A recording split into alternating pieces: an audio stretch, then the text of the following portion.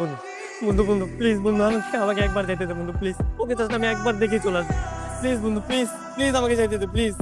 সেখানে গিয়ে তোর কোনো লাভ হবে না, শুধু শুধু ঝামেলা করিস না। আজকে ওর গায়ে হলুদ।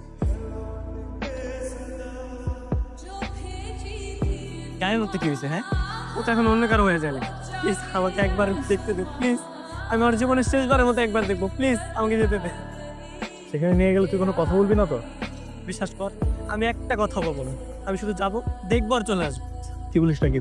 তোরা নিয়ে যাবো? না না, সেখানে নিয়ে যাওয়া যাবে না। তারপর যদি কোনো ঝামেলা পাকায় দরকার নেই। তোরা তোরা আমার বন্ধু না, তোরা বন্ধু নামে কলঙ্ক। তোকে নিয়ে যাচ্ছি, কিন্তু খবরদার ওখানে গিয়ে কোনো কথা বলবি না। প্রমিস করলাম আমি একটা কথা বলবো, প্লিজ চল।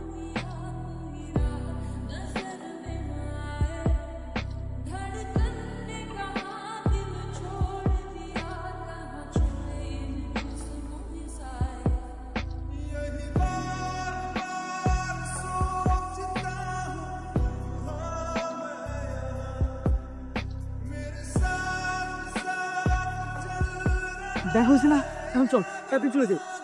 না না, আমি এত কাছ থেকে কথা না বলে আমি যাবো না। তাহলে আমার বোনকে সান্ত্বনা দিব কিভাবে? মাথা ঠিক আছে তো? তুই দেখে ফেললে পরে ঝামেলা হয়ে যাবে, চল। বন্ধু বন্ধু দেখ না, দেখ না ওর হাসিটা, দেখ না কি সুন্দরভাবে হাসতেছে। লাস্টবারের মতো আবার আমাকে ওর হাসিটা দেখতে দে প্লিজ, ছাড় আমাকে, যাবো না।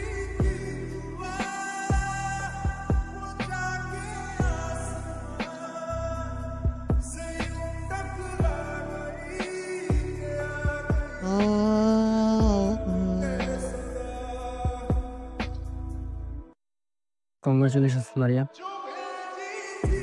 দোয়া করি তুমি যেন ভালো থাকো, আল্লাহ যেন তোমাকে সুখে রাখে।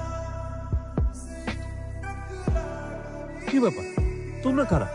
আঙ্কেল সরি, ওনা আসলে ভুল করে চলে এসছে। সরি আঙ্কেল, কিছু মনে করেন না।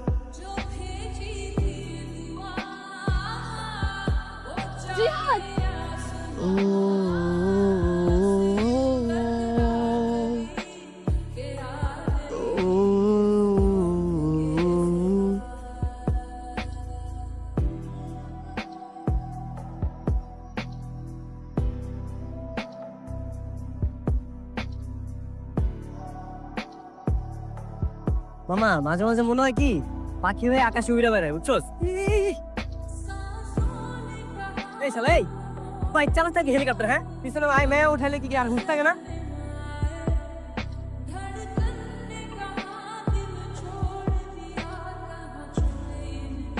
এই অসভ্য লাফাঙ্গা কোথাকার, নিজে ইচ্ছে করে রাস্তার মাঝখানে এসে আমাকে বলছেন?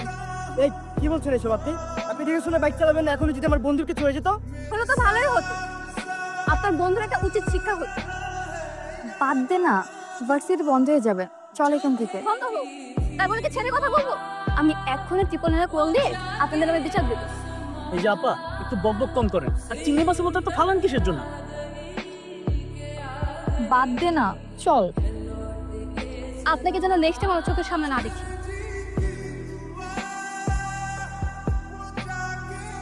দোস্ত কি আরে কি হয়েছে সেটা বলি তো। শান্তি মেরে দেখে একদম ক্রাশ খেয়ে গেছি। যেভাবে হোক ওর সাথে আমার প্রেম করতেই হবে। ভাই, এই অদ্ভুত একটা মেয়ের উপরে তোর ক্রাশ খাইতে হবে? দুনিয়া নাকি খাবারের অভাব পড়ছে? আরে বেটা কি বলিস, এত সুন্দর দেখতে, আমার তো খুব ভালো লাগছে ভাই। তো সেটা তুই আগে বলবি না? আগে বললে কি আমরা মেয়েটার সাথে খারাপ ব্যবহার করতাম? দোস্ত ও মনে হয় ভার্সিটির মধ্যে গেছে, চল ভিতরে যে নাম্বারটা নিয়েছি। ভাই এই জায়গায় তো হেলমেটের বাড়ি খাইছে, নাম্বার চাইতে যা জুতার বাড়ি খাই। বেটা চুপ থাক। দাঁড়া দাঁড়া, আমার কাছে নাম্বার নেওয়ার একটা আইডিয়া আছে। কি আইডিয়া? শোন, এই কাজটা যে করে আসলাম হবে? আরে হবে হবে। তোর কে কে ঝামেলা হয়ে গেল বলতো? আজকে দিনটাই কুফা। চলে আসছি চলে আসছি। ঠিকই রে, কালকে আবার আসতে হবে। সবকিছু এই কুফাটার জন্য হয়েছে, তাহলে ওর সাথে দেখা হওয়ার পর তো ঝামেলা হবে কেন বলতো? এই দাঁড়া, তোর হেলমেটটা ভাঙলো কিভাবে? এমনটা কে করলো বলতো? আমার হেলমেট নিশ্চয়ই কেউ ইচ্ছা করে এই কাজটা করেছে।